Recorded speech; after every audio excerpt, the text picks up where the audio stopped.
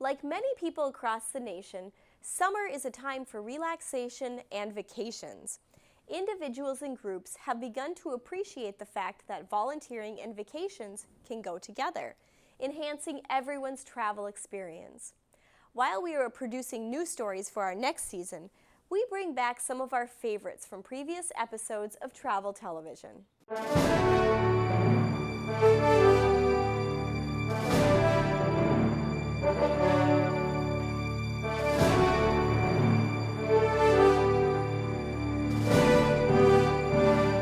My name's John Lewis, and I'm skipper of this small craft out here.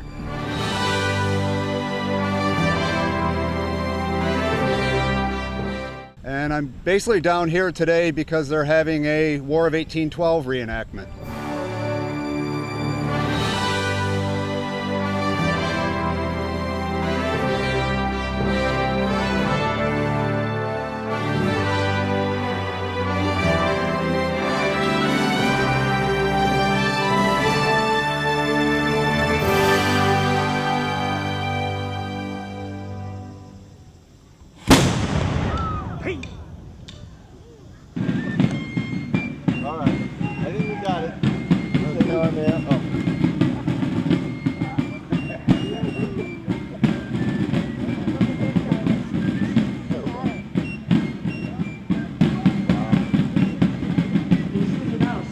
Produced by one amplifier, pipes and drums playing again. The pipes and drums are really important. Pipes and drums. There was a second. I'm trying to think of a noise. She had to make a choice. I broke my gun. I'm really mad right now. I gave him permission to use my gun. I didn't give him permission to break it. I got into reenactment after my wife passed away of cancer, and I'm looking for something to do, and saw in the local paper they were looking for volunteers here for the Asquith Sharpshooters, our reenactment group. We're here today.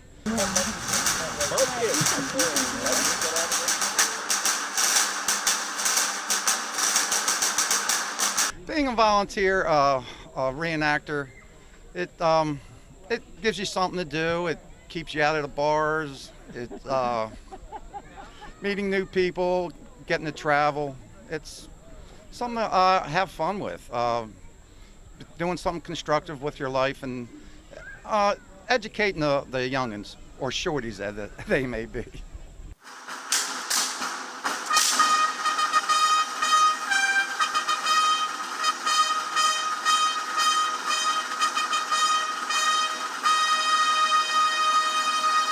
I've never been one that got caught into the computer revolution. That, believe it or not, I like real things. You can watch something on television, you can play a video game, but if you're caught on a sloop like that, when the gunfire's firing and the rain's falling and there's a good wind coming up, it's a heck of a lot different than sitting on and playing a video game.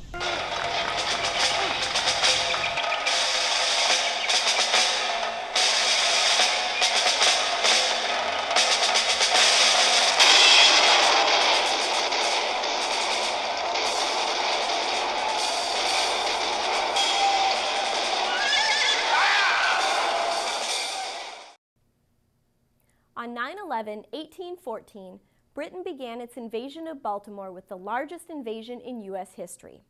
It landed 5,000 battle-seasoned professional soldiers at North Point, planning to march the short distance to capture Baltimore. American militia forces, ordinary citizens rather than professional soldiers, blocked the British path into Baltimore. On September 12th, at the Battle of North Point, the militia inflicted serious casualties on the British forces, delaying their progress toward Baltimore. On the next day, September 13th, the British began their naval attack on Fort McHenry in Baltimore Harbor. Unable to defeat Fort McHenry and unable to enter Baltimore by land, the British subsequently retreated back down the Chesapeake Bay. Americans were overjoyed at their success defending Baltimore. Today we meet reenactors who gather each year to recreate the little-known Battle of North Point, Maryland. We will meet some for whom this is truly a family affair. We're the Chris Jones family, and we're here volunteering. Volunteering is a family thing.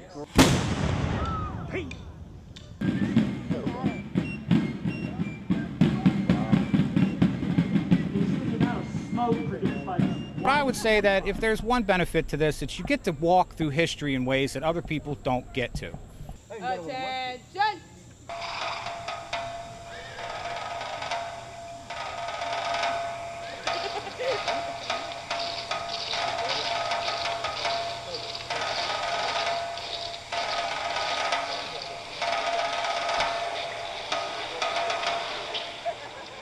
It's just like fun because you get to like participate in history, and also like I get to hang out with my family because they've been doing this for a long time. You meet a lot of people and you meet a lot of kids, and that's what the future's about, seeing these kids come and their eyes go wide when you show them how to do something, how to play a game, what the dollies looked like back then, what the boys played with.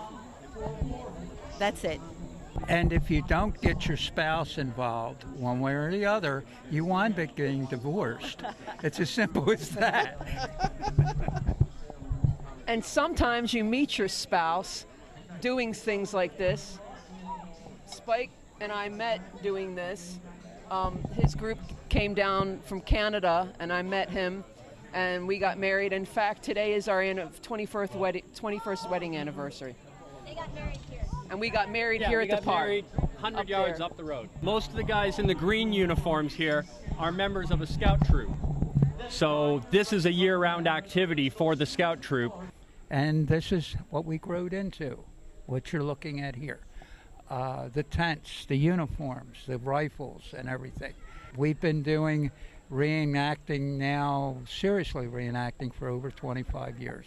We've been to New Orleans, we've been to Fort Erie, Fort Niagara, Fort York up in Toronto, Chippewa, Lundy's Lane, Bladensburg, just about every place there was a battle during the War of 1812. We've been there. It's something you can do as a family. It's historical, so you can learn something. And honestly, every trip you take out doing a reenactment, you learn something new.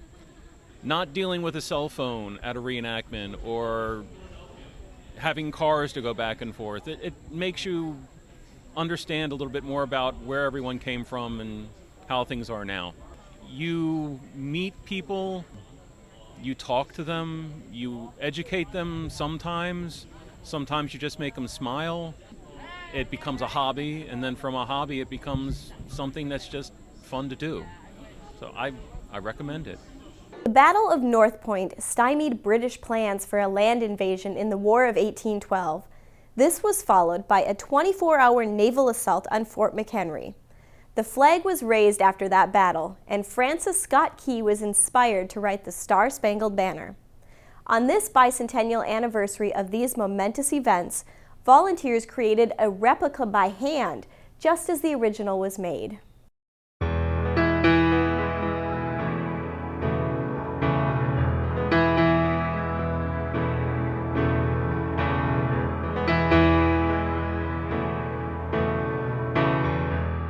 People really see that this project is something that is a legacy, that is going to be around, that to have participated in it is something really powerful. And you really get that from people all over the world. Volunteers were absolutely essential to this project. The first thing we had to do was to cut the fabric, which was absolutely terrifying to me. So I had to assign that to a couple of our volunteers who are, very good at doing this, because this entire project is so big, and you just, it can be very daunting at times. Our volunteers are fabulous women, and they are real artists when it comes to stitching and sewing. and they're willing to do just about anything. So they're wonderfully enthusiastic in fundraising. They're wonderfully enthusiastic in sewing, and it's probably been the highlight of the project for me to actually be able to work with all of the people, all these volunteers that are coming in. So we've had people come in from almost every state in the Union, including Alaska and Hawaii. We had several people from around the world. We did have a family from Hong Kong, and I had the privilege of sitting down and helping them put their stitches in. It was they were excited about it, and I was just as excited to have them here. I'm meeting a lot of wonderful people, hearing a lot of wonderful stories. I was actually here last Sunday for the Public Sewing Day. Saw people from all over the world, all over the country that came in to just put a stitch in the flag. And it's an exciting project. I'm so glad that I became a part of it. It's a once-in-a-lifetime opportunity. I mean, we have some of the best quilters probably in the country that are in this room, some of the best sewers. And you couldn't pay to go to conferences and meet these people and have the wonderful experiences we've had. And I thought, wow, what a great chance to be part of history. And so I've been coming up, I think this is the 6th time I've been here. I've been coming up with a couple of friends and stitching, working on the flag kits, doing just about anything that needed to be done. This has been an outstanding experience. It's a once-in-a-lifetime opportunity to recreate this flag. I'm honored to have been able to do it, and I get goosebumps when I talk about it.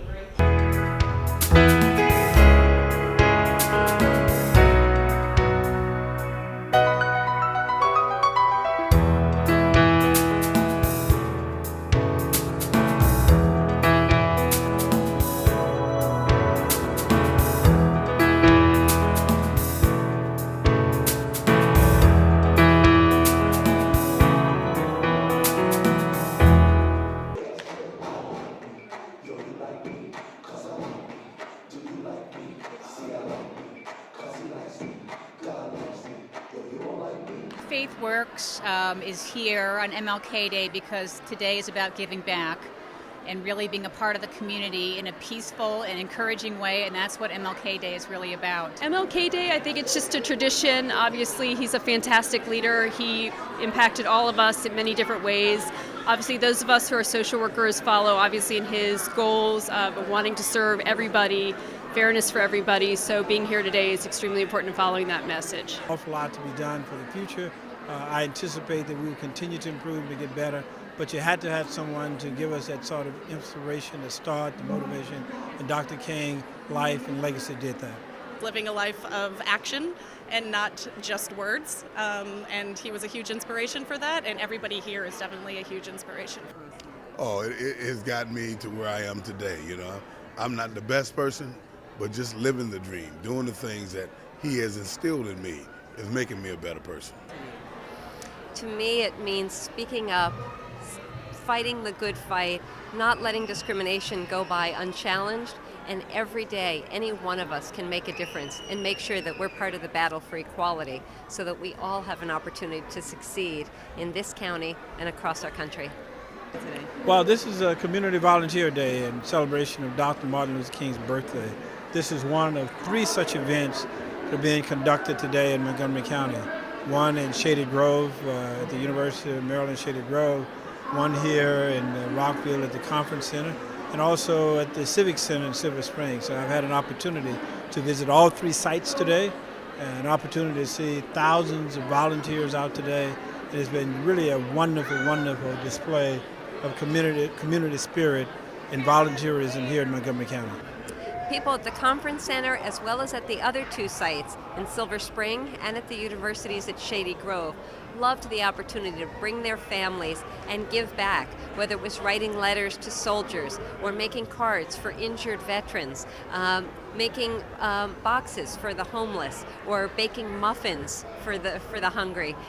People were involved in an opportunity to give back to those less fortunate. And on a day like this, we should be thinking of it not as a day off, but as a day on. And that's what Montgomery County is just great at. This was fantastic. As far as the dream, with this performance in here today, the dream is still alive. It truly is. The young talent just incredible. I am here representing the International Rescue Committee at the MLK Day of Service for Montgomery County. And we were really excited about this opportunity, both because there are volunteer service projects, as well as the opportunity to table for the volunteer opportunities at our organization. So it's a great way of getting involved with the community and involving the community at the same time. Well, following obviously in the theme of Martin Luther King is giving back to community and service. Foster parenting and adoptive parenting is one of the highest levels of service that you can offer. So we are here today to educate people about our foster and adoptive parent program. We also have people here from our informal kinship navigator program, where we work with families who are kids who are trying to take care of kids to avoid them coming into the foster care program. Interfaith Works is an organization that runs homeless shelters and helps needy families, tides them over in times of trouble. And we're always looking for help doing that. People making meals. We touch the lives of 35,000 Montgomery County residents every year in various ways, so we need plenty of help. Sometimes people grumble when they're dragged to a project at first, and they're dragged by their parents or by some friend or work colleague. But once they're there, they get engaged. They feel the teamwork and see the difference that their work is going to make. Maybe an hour or two of your time isn't going to change the world, but we've had 25,000 residents teaming up to work on projects to help the 1 million people who live in this county. That makes a big difference. A day of service brings everyone closer to Dr. King's vision of a beloved community. Putting into practice the teachings of Dr. King, Travel Television visited a church whose volunteers worked on over a dozen projects. I love the quote by Dr. King. He said, "Anyone can be great because anyone can serve." We are Seneca Creek Community Church. We are honoring the birthday of Dr. Martin Luther King with a day of service. We've got about 15 projects going on throughout the building. We have a team of people that are making banners that just say thank you to the awesome job that our fire and our police do every day. We have a group of people that are making toys for the Humane Society. We have a team that is putting together move-in kits for men who are ready to transition into independent living. We also have a team of people that are making placemats for the Children's Inn, families that are staying at the Children's Inn while their children are getting treated. When they sit down for a meal, they're going to have a placemat with some encouraging words, just some smiles, just to help them realize that there are people thinking about them and care about them. Some of the ladies in our congregation that knit are figuring out a way that they can use that hobby and that skill in order to serve other people. And then we've got a blood drive going on. We had about, I want to say 40 to 45 people registered to donate, but we've already had 15 walk-ins. Each unit of blood is going to save up to 3 lives, so it's just an exponential result. When I was 17, I received 6 units of blood in 3 days, and so a blood donation literally saved my life. It is better to give than receive. Getting outside of our own problems and our own worries to give to someone else, ultimately, you end up feeling better. We are glad to be able to make our neighborhood a better place. A day on, not a day off. That is the theme of the annual Martin Luther King Jr. Day of Service. Around the United States, community projects support a variety of nonprofit organizations during MLK Jr. Day and throughout January. In Montgomery County, the Volunteer Center brings together several thousand volunteers with nonprofit groups to create projects for homeless, veterans, children, and to support other nonprofit groups in the community. Travel Television spoke with the county executive, Ike Leggett, and U.S. Congressman John Delaney. Well, one of the things that Dr. King did in his life was to make certain that we come together as a community. One of the best ways you can do that is by service. Events like this are a remarkable reminder to Dr. King's legacy, and I think in many ways it connects us to a larger purpose. Martin Luther King was about service on. And so even though it's a holiday, we call it not a day off, but a day on. I think people should get involved in community service in whatever way makes them most comfortable. The earlier you start community service, the more likely you are to do it across your life. Here in Montgomery County, we could not achieve the level of success for our community without service. You could never do enough to satisfy the huge demand that's out there. People are helping our servicemen and women and doing something to show our thanks. Feeding those who need food, the homeless shelters. Young people are contacting young people all the way in Uganda. So not only are we helping people here, but we're helping people literally around the world. Dr. King's message and why it resonates so powerfully even today is because it was about love and loving our fellow human beings and caring for them and having a sense of stewardship for them. And you can really reflect the spirit of Dr. King by getting out, getting engaged, whatever community that you're in, and serving others.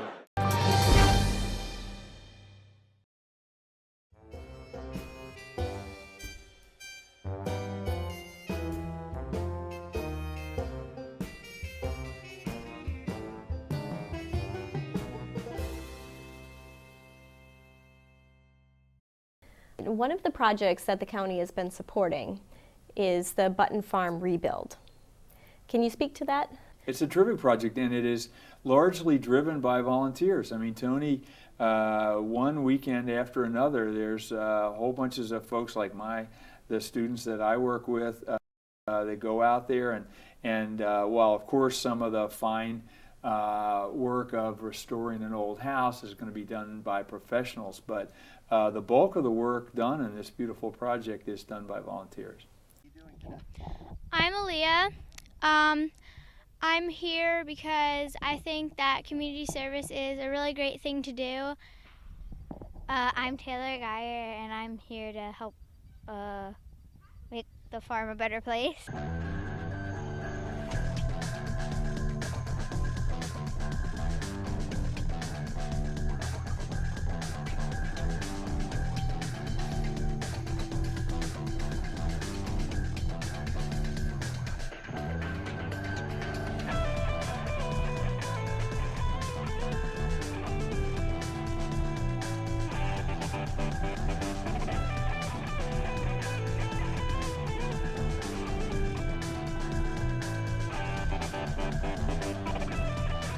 Today I'm here with Anthony Cohen from the Button Farm Living Foundation. Welcome. Thank you very much. So tell us a little bit about your role and about Button Farm. Yes, I'm president of the Button Farm Living History Center, which is in Germantown, Maryland. We're a hands-on history center, kind of in the style of colonial Williamsburg, but our period of history is 1850s plantation life in Maryland. So we operate a living, working, everyday run-of-the-mill farm that has a historical bent. When people come to visit your farm, do they just visit? Do you put them to work? Define hands-on. Yes, that's a great question. So we do a number of different programs. We do educational programs, and so when school groups come out during the week, the bus pulls up, the kids get out, we put hose in their hands, and we send them in the fields working. Okay. So tell me a little bit about the history of the farm. What are some important historical events that happen there? Button Farm sits inside of Seneca Creek State Park, which is a 6,000-acre park. The farm itself has its origins in the 1700s and was occupied by multiple generations through the 1980s. Oh, wow. Yes. So when you talk about the history of the farm and you say that you're using the 1850s right now as the time frame where you're running the farm out of. So what are some events that happened during that time frame, and what made you choose that time frame right now? That's a great question. 1850s is our time frame because that's a period of history that encompasses American slavery, the Underground Railroad, and also moves close to the time of the Civil War and emancipation. So it's a time period for our state, our county, and the nation in general where we have a lot of information through historical documents, firsthand accounts that we're able to use to kind of bring that history alive. Our chief goal is to get the Underground Railroad immersion experience up and running. We've been very fortunate because once we settled on Button Farm, It was a very short time before the community discovered we were there. And we, I guess, originally thought, we'd raise the money, we'd fix up the farm, and then open the doors to the public. But the public wasn't having that. They wanted to be part of the expansion and the development and the growth of the farm. So we really brought in the public early on to help us clear the site. The public through other nonprofits, through civic groups and corporations helped us raise the money to do the restoration of the farm. And we've actually started not only our programs, but the regular day-to-day maintenance of the farm through volunteers, which has turned out to be our greatest resource. So tell me a little bit about the dedication of the farm. Yes, last year we did the groundbreaking of the restoration for the farm. We have a number of historic buildings that have begun to go under restoration. And I understand that at Make a Difference Day, you had a large group of volunteers that came out. Tell me a little bit about what they did and what are some of the events that they attended during that day. Yeah, absolutely. They came out and harvesting produce that went to our food shelters and whatnot, to beautifying the farm, working with animals, everything from painting projects to construction, just a whole variety. We had a little bit of everything for everyone. So that sounds like a great opportunity. It is, and it's a way for people not only to connect with the farm, but to the land and the community at large. It's pretty great. All right. Well, thank you very much. Thank you. This is Carrie Keenan with Anthony Cohen with Button Farm. Thank you for watching Travel Television.